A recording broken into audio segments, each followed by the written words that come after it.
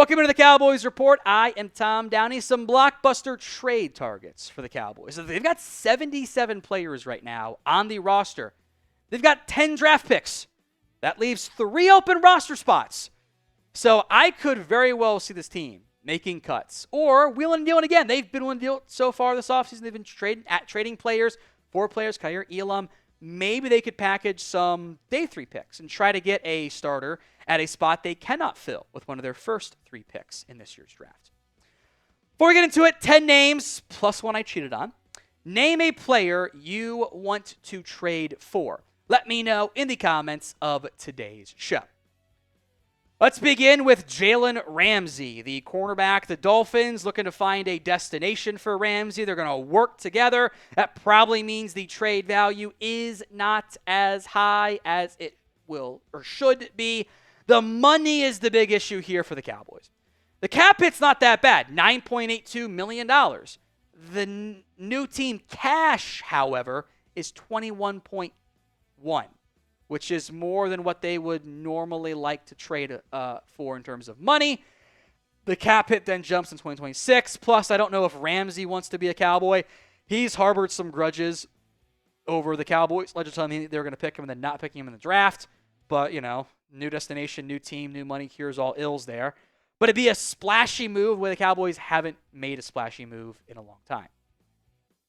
Another corner, Jaire Alexander, the Packers corner, who we've mentioned before. Both of the guys we've mentioned on the show in the past. The contract here is also an issue. $17.5 million in cash in 2025. The post-June 1st trade could be in play for Alexander. I was surprised they didn't just cut him. I kind of thought that could be an option for Green Bay. They are keeping him. I think they want to find, if they're going to move on from him, get assets back. That relationship, frankly, wasn't good last year. There's been some issues, including but not limited to Alexander deciding to go out for the coin toss when he wasn't a captain that day and then almost ruining it by picking the wrong thing from what they wanted, which is a red flag for me just if you're trading for him. But his inside-outside flexibility, much like Ramsey, does fit super well as a potential option if the Cowboys could make the money work. So during the draft, or like in the days afterwards, will the Cowboys make a trade for a player? Y for yes, N for no. This is the pinned comment on today's show. So if the ad comes here on YouTube, take advantage of it. Head down there and let me know. George Pickens, the wide receiver from the Pittsburgh Steelers. The Steelers go out and make the trade for DK Metcalf, and then it leaves Pickens as the number 2, which is probably better for him. But it is telling that he's been linked as a potential trade target. Schefter mentioning all 3 of these guys in his Monday article.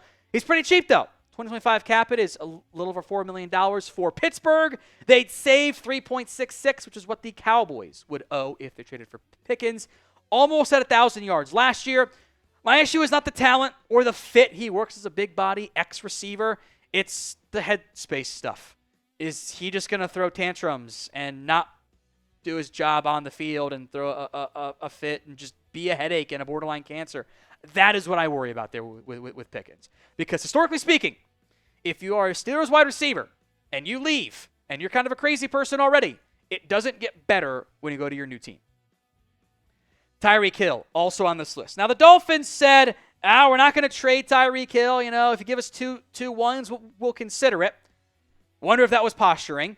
Hill's made a point about wanting to try to get outside the organization. The Dolphins don't save much money. I think they're kind of in a weird spot with Tyreek Hill more than anything else. I also think it's kind of there's always going to be that off-the-field stuff that's always going to linger with Tyreek Hill. And frankly, the whole, doing videos of reactions if you got traded and piecing out on social media, I don't know if I want to deal with that. Receivers are always going to be divas in the end, but, there's a level to it, and we're getting to the point where it might not be worth it for Tyreek Hill. Today's show is made possible by Mando. Spring is in the air, which means I get to golf again. I love to walk, not ride, 18 holes, and Mando whole body deodorant helps keep me fresh from head to toe because golf balls aren't the only ones that need to be clean after all. And Mando is clinically proven to block odor all day and control odor for up to 72 hours. The Mando Starter Pack is perfect for new customers. It comes with a solid stick deodorant, cream tube deodorant, 2 free products of your choice like the mini body wash and deodorant wipes, and free shipping, because who wants to pay for shipping in 2025?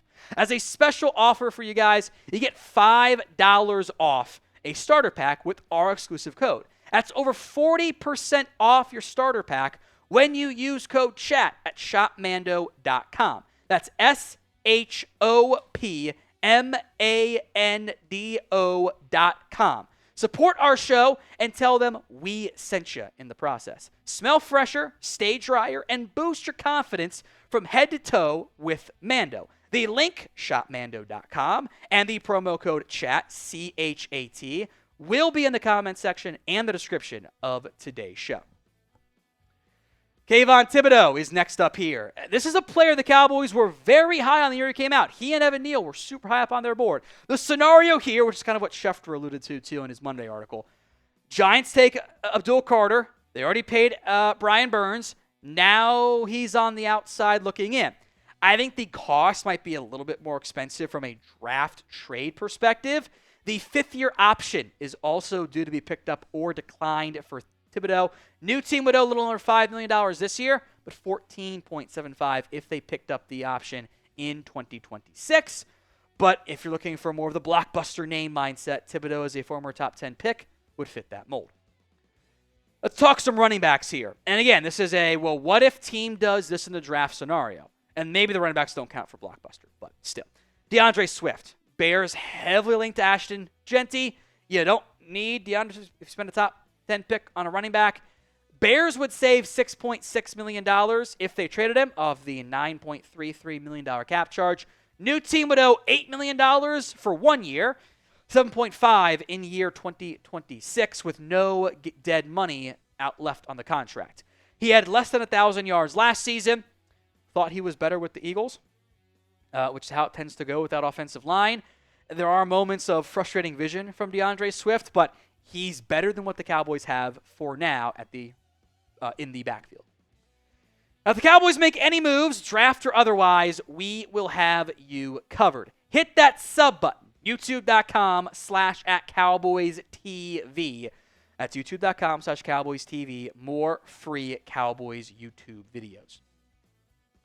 Rashad White, also a mention on the Schefter trade candidates, part of his draft notes piece there. Bucky Irving has emerged as the number 1 back. The Bucs could trade White. They would save almost all of his $3.63 million cap hit. The Cowboys, in this case, would owe $3.41. That's not a lot of money. That's not that different than what they're in line to pay Javonte Williams. And Rashad White has done some third down back stuff. He had 600-plus yards last season. I think he is, again, better than what they have, but also probably in the mold of, I think I'd rather draft somebody in the 3rd round because I get him for 4 years then and not just the 1. Travis Etienne, again, common theme here. These guys, if these teams draft a back on day 2, they have another young option that's better. And Tank Bigsby in Jacksonville and Bucky Irving in Tampa. Etienne is in his 5th-year option year right now. $6.14 million, which is fully guaranteed. When healthy, Etienne's been really good. He hasn't been consistently healthy. That's why his numbers fell off so much in 2024. That's not great production, but he is explosive, he's fast, and is a former first-round pick, which the Cowboys have loved acquiring this offseason. How would you address that running back spot right now? D for the draft, T for trade, F for free agency. Let me know in the comment section of today's show. Next up is Greg Newsome, the cornerback from the Cleveland Browns. This is kind of like, well, they have Martin Emerson, they have Denzel Ward. If they take Travis Hunter, are they going to look to pay Newsome II and pay Denzel Ward, have 2 big corner contracts, plus Emerson's got to get paid, and you want to let Hunter at least minor on defense? Maybe you just get a good asset back for a really good young corner in Greg Newsome. Money is the big issue here. $13.38 million contract is fully guaranteed. It's a lot for the Cowboys to pay. Was a former first-round pick.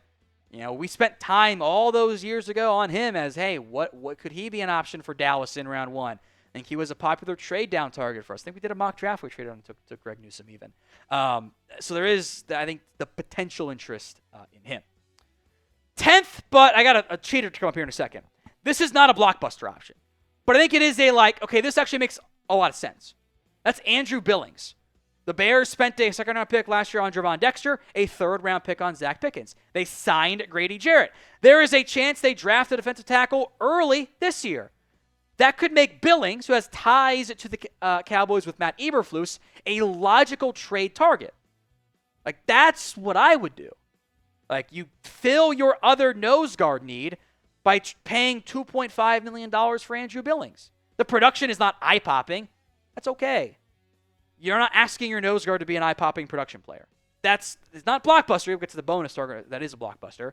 That stands out to me. Then there's Jameson Williams. And this one has kind of picked up some buzz in recent days. I'm not sure I buy it unless the Lions decide to draft a receiver in round 1. Even then, I'm not sure I buy it because right now it's Tim Patrick and Khalif Raymond as the next options up at wide receiver. I think there is some might decline the 5th-year option buzz for Jameson Williams, which always makes things interesting long-term, big picture-wise. But a 1,000-yard receiver gives the Cowboys vertical threat speed. If he's available, yes, I would call. I don't know if he is in the